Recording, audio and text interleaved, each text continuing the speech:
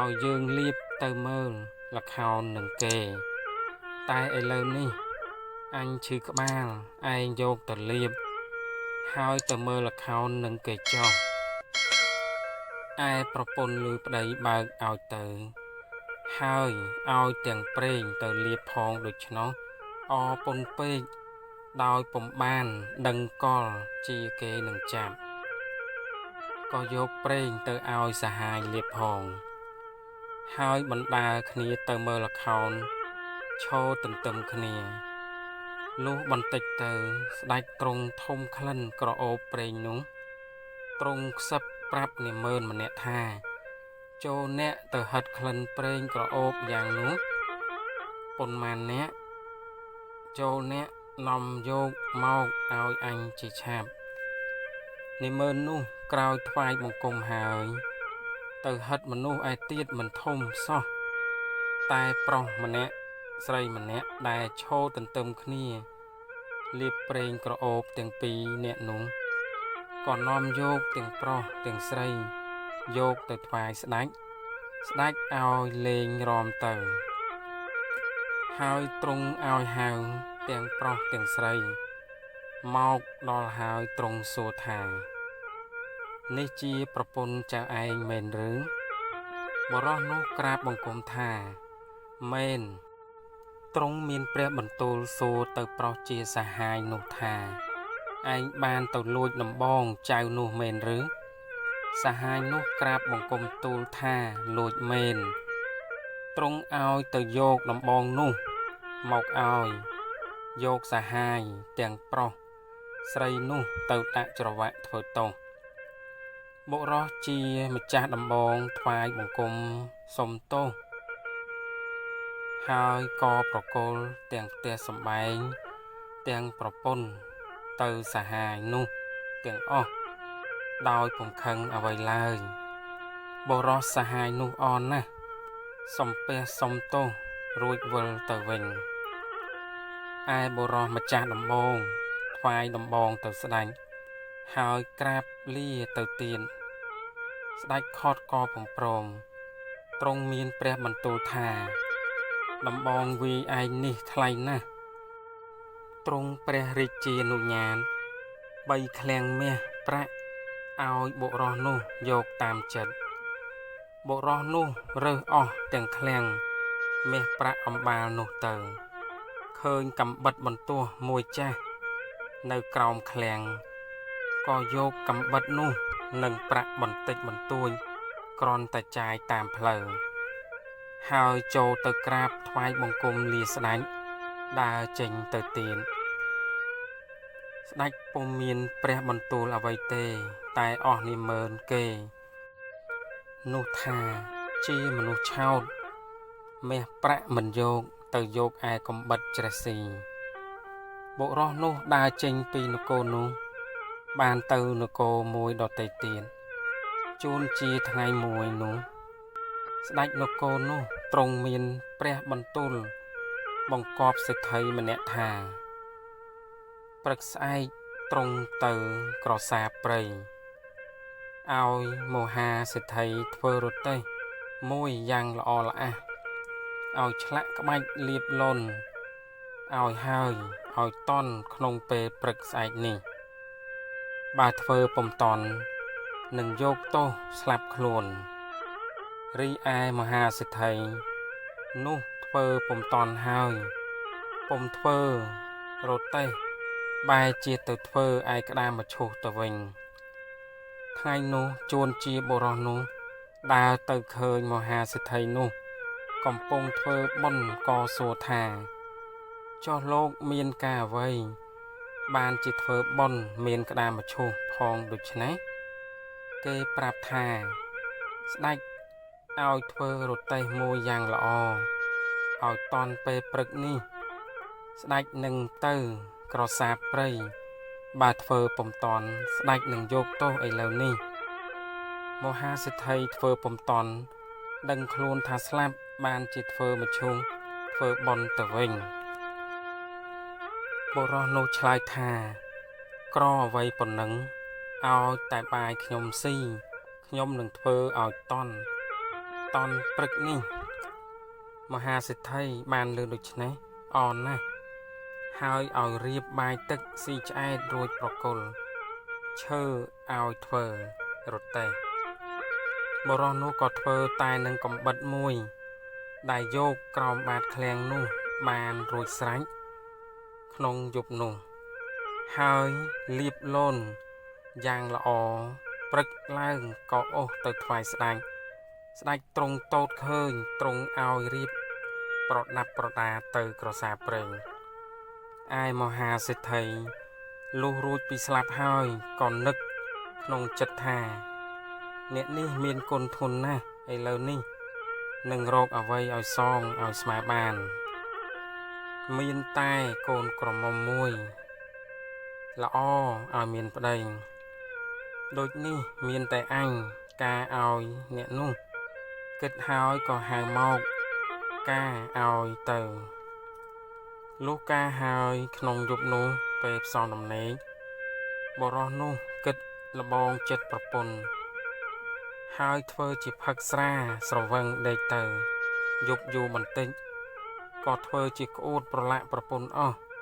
កូនសិទ្ធិឃើញក្អួតប្រឡាក់ខ្លួនដូចនេះក៏ស្រែកឡើងក្នុងយប់នោះថាលោកឪពុករកប្តីឲ្យខ្ញុំជាមនុស្សប្រមឹកក្អួតប្រឡាក់ខ្ញុំអស់ហើយខ្ញុំទ្រាំមិនបានទេមហាសិទ្ធិលើកូនស្រែកដូចនេះក៏ខត់ទៅថាកូនដេកទៅកុំនិយាយត្បិតប្តីកំពុងស្រវឹងហើយគេមានគុណផងខត់ដូចម្ដេចក៏មិនស្ដាប់ថាបើឲ្យទៅឆ្កែឆ្មាទ្រាំបានឯមនុស្សប្រមឹកខ្ញុំទ្រាំមិនបានទេលុះព្រឹកឡើងបុរសនោះរលឹកពីដេកក៏ចូលទៅរកសិទ្ធិប្រកោកូនឲ្យវិញប្រាប់ថាមិនព្រមយកទេហើយថាមិនបានប៉ះដៃជើងឡើយមហាសិទ្ធិខត់សុំទោសឲ្យកូនក៏បុរសនោះពុំព្រមនៅពុំព្រមយក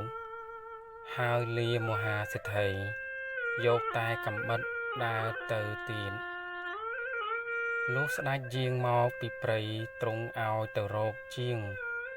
ដែលធ្វើរទេះនោះពុំឃើញទ្រង់ស្ដាយណាស់ទ្រង់ឲ្យអស់នាម៉ឺនចាត់សម្បត្តិរកគ្រប់ខេត្តក៏ពុំឃើញហើយទ្រង់នៅស្ងៀមទៅឯបុរសនោះលាសិទ្ធិដើរទៅឆ្ងាយក៏បានទៅដល់នគរមួយដទៃទៀតស្ដេចនគរនោះទ្រង់ឲ្យនាម៉ឺនម្នាក់ទៅដេកវេនចាំយាមនៅចុងព្រះរាជរោងរាល់យប់ស្ដេចទ្រង់ចេញកាប់តែរាល់យប់ចាប់តាំងពីថ្ងៃដែលទ្រង់បង្គាប់មកនោះស្លាប់អស់នាម៉ឺនជាច្រើនថ្ងៃបុរសនោះទៅដល់ជួនត្រូវលើវេនចៅហ្វាទៅដេកថ្វាយស្ដេចកាប់ចៅហ្វានោះក៏ធ្វើបុណ្យទានថ្ងៃនោះ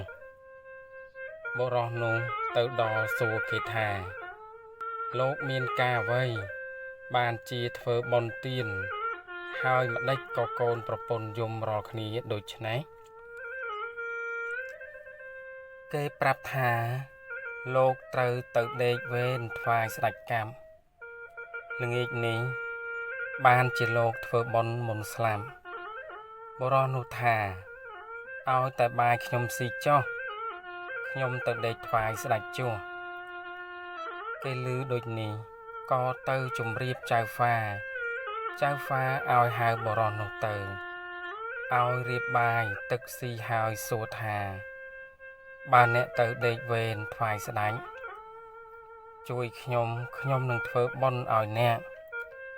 បុរសនោះក៏ទទួលដេកជួយហើយសុំគ្រឿងប្រដាប់ចៅហ្វាពាក់ទៅដល់ចុងព្រះរាជរោង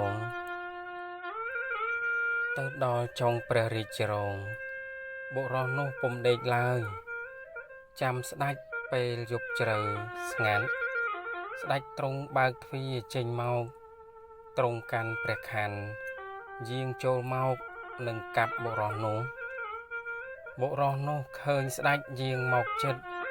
ក៏ស្ទុះចូលទៅចាប់ស្ដេចជាប់ហើយក៏ចាក់នឹងកាំបិតបន្ទោះបង្ខុសពី3 ដងហើយសួរថានរណាចូលមកទាំងយប់ស្ដេចទ្រង់ឲ្យអញចាំយាមក្នុងយប់នេះថាហើយក៏ចាក់បង្ខុសទៀតស្ដេចទ្រង់មានព្រះបន្ទូលថា